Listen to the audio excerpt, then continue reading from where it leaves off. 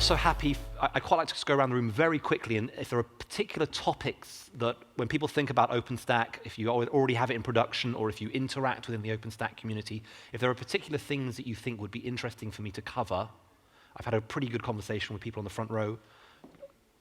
Just for information. Just for information. Anybody else here, things that you particularly want to go through? High-performance computing clusters. Okay. Okay.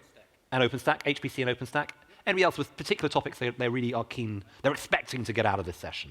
I'm not sure if I'm expecting it, but how you layer something like Kubernetes on top of OpenStack. Okay, Kubernetes on top of OpenStack. And in addition is GPUs. Ah, great topic. GPUs in OpenStack. Absolutely, we can talk about that. So are you doing different things for different vendors there? So I see your case studies there at Horizon. That's not what's supposed to be on the screen, sorry. I can talk through, would that be useful, just to talk through a couple of case studies of OpenStack in action? Okay. Sorry, I was looking at something else before I started. And anybody else? I'm very interested in microservices in combination with huge amount of data. If you need to access them. Okay. All right. So, welcome back, everybody. My name's Chris Kenyon. I just introduced myself by role. I lead business development and sales at Canonical for the cloud division. So I've been involved in OpenStack since OpenStack started, before it was even called OpenStack. But I'm also, I've been very involved in getting Ubuntu onto Amazon Web Services, on Google. We are now the leading operating system on public clouds. Almost 70% of the operating system images on public cloud are Ubuntu now. It's almost 10 times the nearest Linux competitor. So the theme was microservices, but I think I'm going to touch on some of the things that people have raised, and please hold, if I miss your topic, then ask me to come back to it. Look, we're focused on a wide area of compute, and for us, we think of compute as stretching from hybrid cloud, which is both public cloud and private cloud, both virtual machines and containers, all the way through to the edge of the network.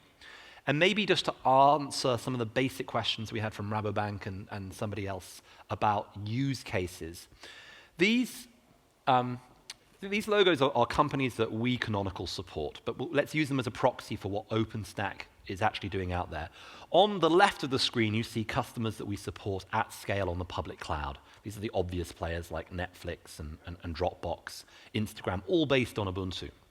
But in that middle block that you see on the screen, these are, the vast majority of them are customers who are using OpenStack in production and have been for certainly more than a year. And I think it's worth calling out some of the use cases here. AT&T, I know, are north of 5,000 servers running OpenStack in multiple data centers. They run a wide number of internal IT workloads, including parts of the phone network. Okay. Deutsche Telekom PanNet project is a project that I'm very familiar with. This is where Deutsche Telekom have started virtualizing the phone network itself. So we think about clouds accessing the network, but the network itself, a telephone network, also has a lot of compute in it. And if you make a 911 call in Croatia or Montenegro on the T-Mobile network, you're actually running on OpenStack. Some other examples that are useful there. Sky, you'll be familiar with Sky as a huge broadcaster. We sat down with Sky a couple of years ago, and they talked about how they'd won in the cable market and done very, very well across Europe, but they faced this new competitor, Netflix. And the challenge for them was about the speed of innovation that was coming out of Netflix and fundamentally the pricing model.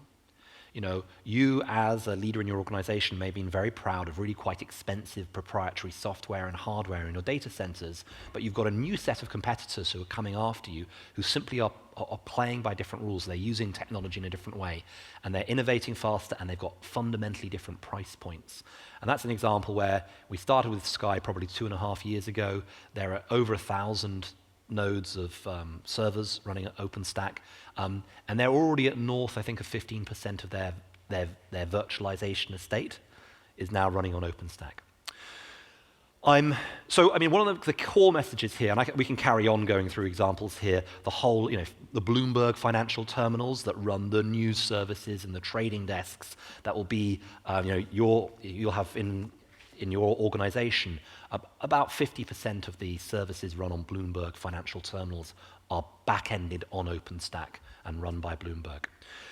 What should you take away from this?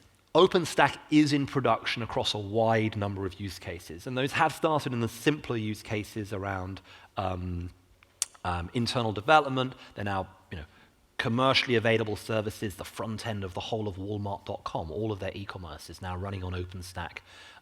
It's over 100,000 cores. Again, that's another one of our customers who we support.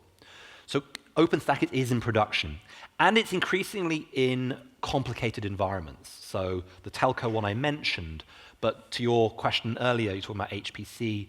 I mentioned very briefly earlier the AstraZeneca example.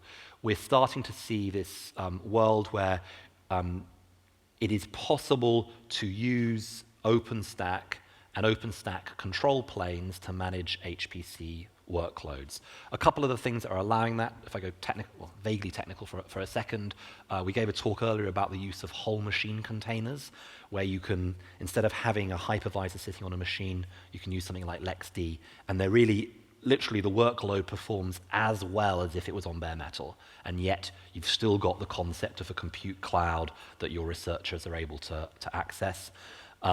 We've also seen now some OpenStack usage in oil and gas, where you've got, again, HPC environments where you're using GPU-specific acceleration for seismic detection workloads. I'm trying to think other examples where we see GPU. If anybody here doing any machine learning workloads, start looking at it. So if you're using TensorFlow, then absolutely an obvious example. I'm trying to think I can't demo it right now, but if you catch up with Chris MacNaughton afterwards, the Kubernetes demo that we showed earlier, we would often expect if you're deploying TensorFlow in containers on top of Kubernetes, on top of OpenStack, perfectly normal thing to do is the TensorFlow microservices would get deployed onto GPU-accelerated compute pods within the data center. So certain workloads that want to have GPU acceleration get access to that goodness in the hardware, and you keep the other workloads in different parts of that cloud. So I guess the second thing to take away here is that not only are you in production, but we're in production in mission-critical workloads and increasingly sophisticated scenarios, GPU acceleration, complicated topologies in the telephone networks, very regulated environments. I'm involved in a big project with a UK-based bank right now. They've done 300 nodes of OpenStack for 2 years with another vendor. It was okay, but they couldn't upgrade it quickly enough. And one of the problems is that their developers were getting frustrated. Like the services they were expecting for OpenStack were not there. And right now we're actually going into that bank. We're taking over that service, sort of re-architecting it. But the real goal there is not just to deliver OpenStack, but to deliver permanently upgradable OpenStack. Because your internal developers, what they really want is, they want all the goodness of OpenStack right now, but you can guarantee that there will be a killer feature in a version a year or 6 months down the road, and you'll want to be able to make it available to them. Now, that does not mean you need to move every single release of OpenStack, but it means that you will want to have the freedom to move when you want to do so. Again, certainly from as a vendor, we guarantee to our customers upgradability. I've got one of my early customers in Japan, Yahoo Japan, who are on this slide. They're an example where I believe they're on their 4th upgrade of OpenStack in production, running over 30,000 virtual machines. And we haven't dropped any of those tenant workloads with unscheduled downtime during the upgrade process. It is possible when you architect this properly to have that type of reliability. I talked earlier about infrastructure trends. I was interested if anybody had any questions on that or had violently disagreed with anything I'd said earlier about these 3 big trends of hybrid cloud, containers, and then sort of new workloads. In which case I will riff on this concept of big software. Go ahead.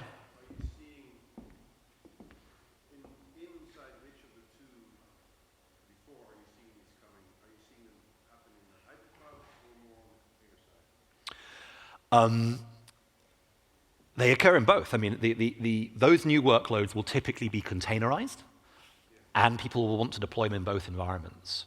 So I was talking to a couple of a number of people earlier who have got Kubernetes. I think Naturalis were talking about their next goal is to get Kubernetes up and running in multiple clouds. It will be the norm to be able to, to want to be able to deploy those containerized new workloads in multiple environments. That's the new norm, and you need to, in your planning, have a path to get there. Both the full stack of Docker Enterprise Edition, and Kubernetes and Docker as a combination are both ways to get there. So this is one of the problems that we think about a lot, which is that the cost of software is coming down.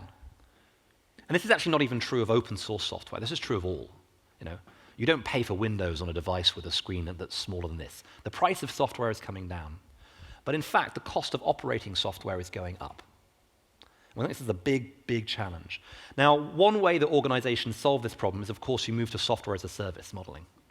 Software as a service, it's salesforce.com, you don't operate it.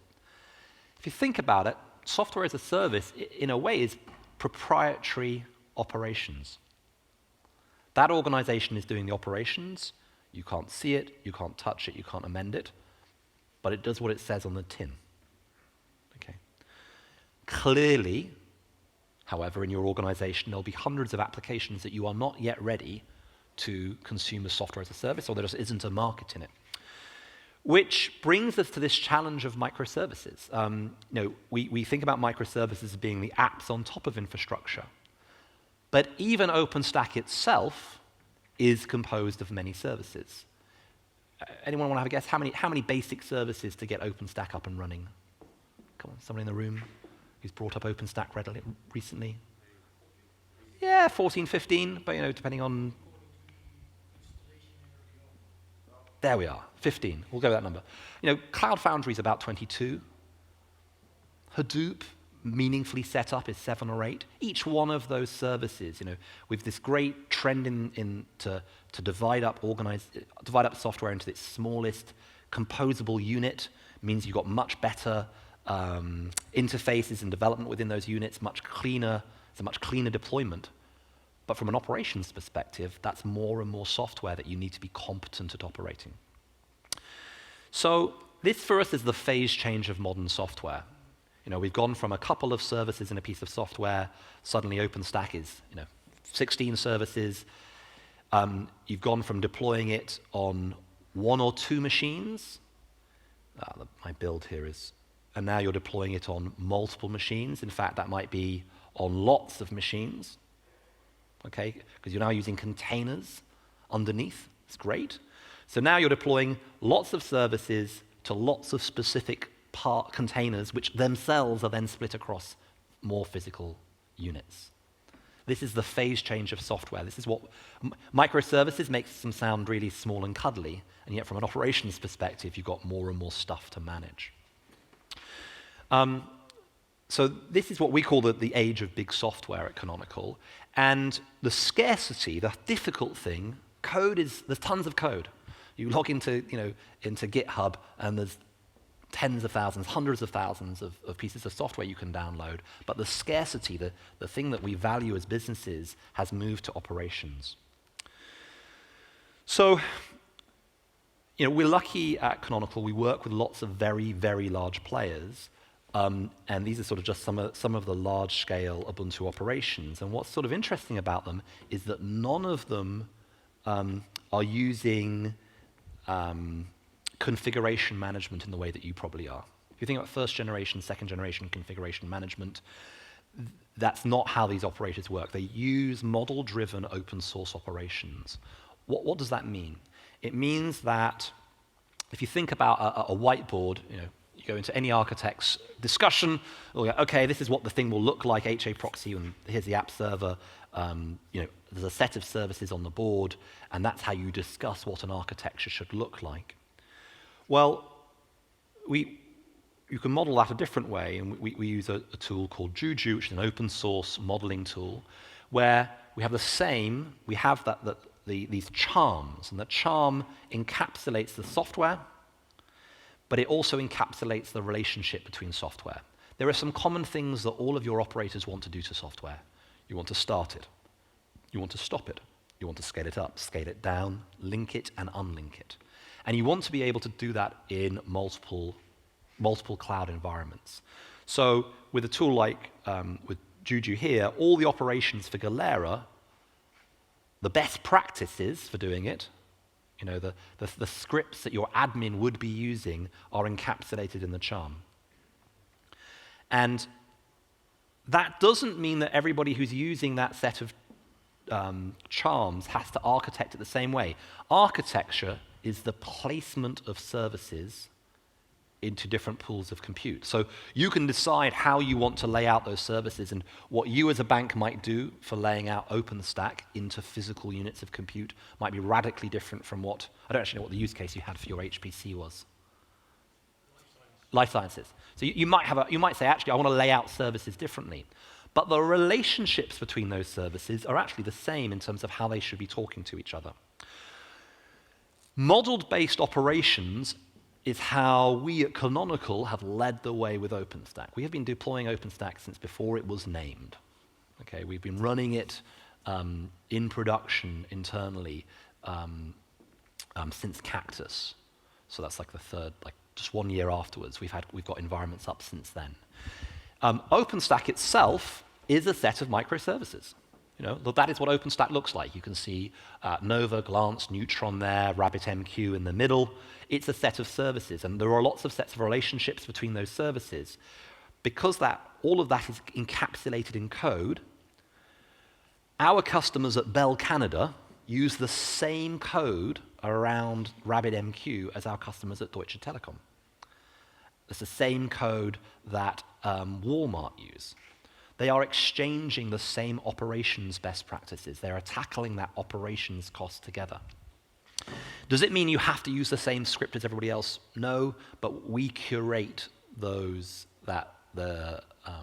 charm, the encapsulation of that microservice in that code base. That was OpenStack. The demo we gave earlier was the deployment of Kubernetes. Now, we were down in the command line, but in fact, if you take that same services view of Kubernetes, you can see Kubernetes Worker, Kubernetes Master there, Flannel, etcd, and EasyRSA. So again, that's a simple services view.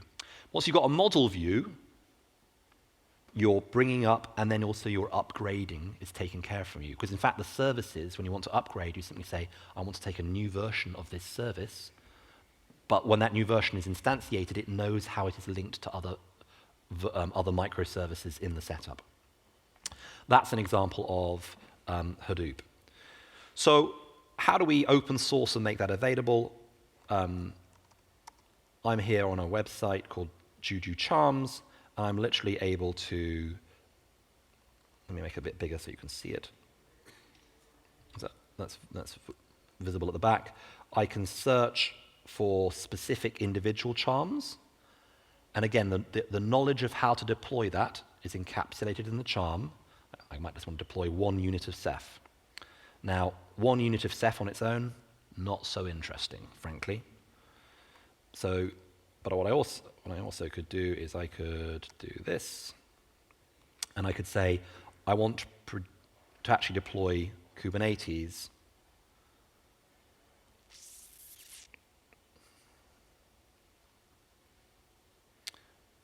And you can see this is going to be 3 units of the worker, 1 unit of the master, 3 units of etcd. And I can go in and I can also decide which machines those units would sit on if I want them co-located in the same containers. The point about this, from our perspective, is we're super interested in what you do on top of OpenStack, but both OpenStack itself and Kubernetes itself are themselves microservices and need to be encapsulated. And to answer your question about how do you get support for this, and this is how we are able to make sure that whether or not you're Walmart or a large UK-based bank, that we know you're running a sane OpenStack and that you've got the right sort of set of tools around it for lifecycle management. Let me come back to my, there we are. deck. So now, the next question I sometimes get asked is, well, does that lock me into a particular architecture? Let's say this is OpenStack again, but this is OpenStack with Contrail. Who here is actively using SDN, software-defined networking? Can I ask which versions?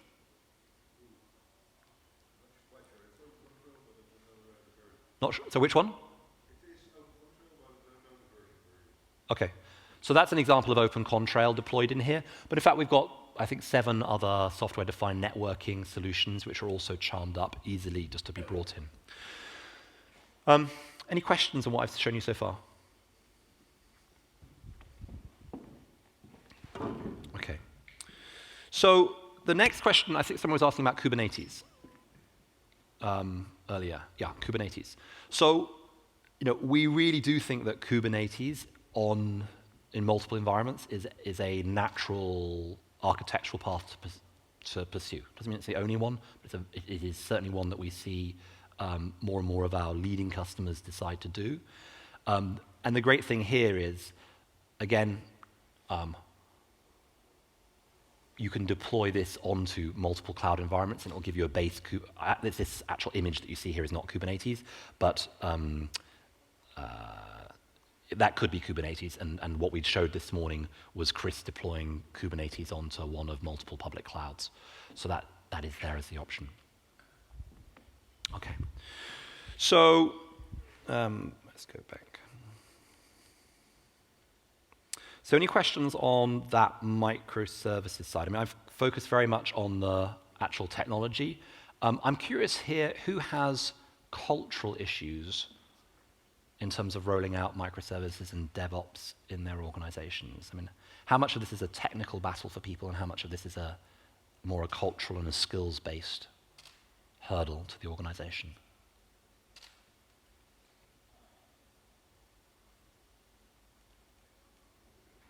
Maybe skills is a better word than culture. Go ahead. You think it's only cultural? Yeah. Anybody else? How are you attacking that organizationally?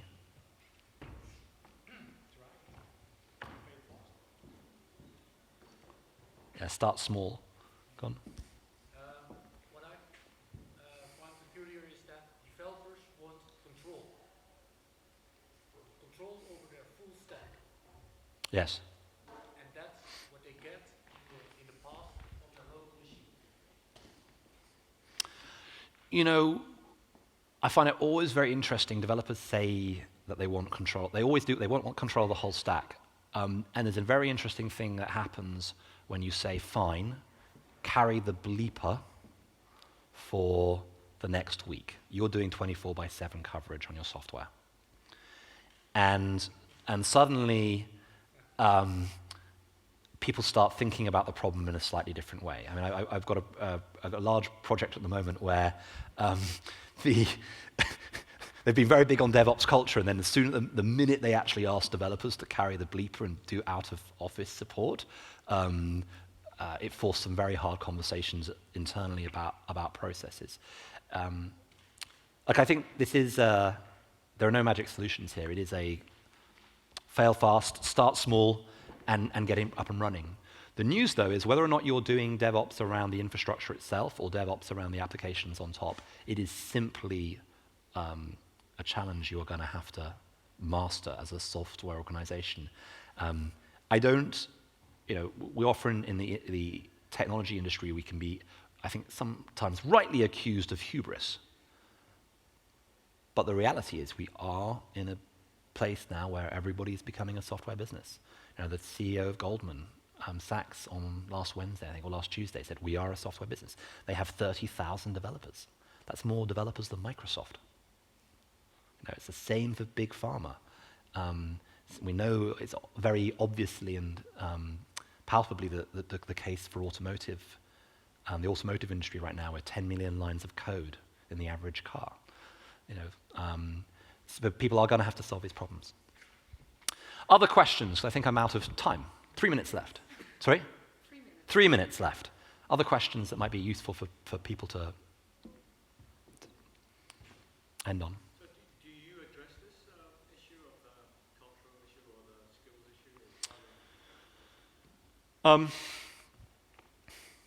Yes to a degree is probably the simplest answer. So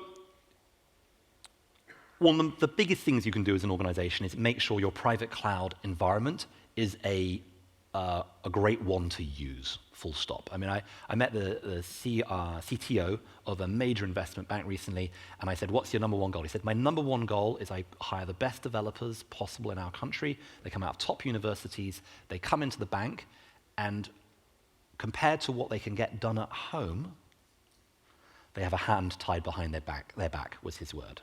I.e., literally, they've come into one of the world's most prestigious investment banks, and it turns out that what they can access here in the organization is half of what they could access in their final year of university. So that's your first challenge, is that if you want to create a good culture, is make sure the tools that you're making available, the pools of compute, are great. Okay. We certainly can help with that. Whether or not it's a Kubernetes or an OpenStack distribution, we can get you up and running. A second challenge, it may not be wise to put your very best people on infrastructure. Much as I love OpenStack, and I do love OpenStack, it's infrastructure. It should be a commodity. It may not be wise to have your best people on it. You know, a commodity should be consumed as cheaply as possible. One option is simply a managed service from a vendor. It could be, we offer a managed service where we just run your cloud for you. We presently run telco clouds and banking clouds, so very regulated environments.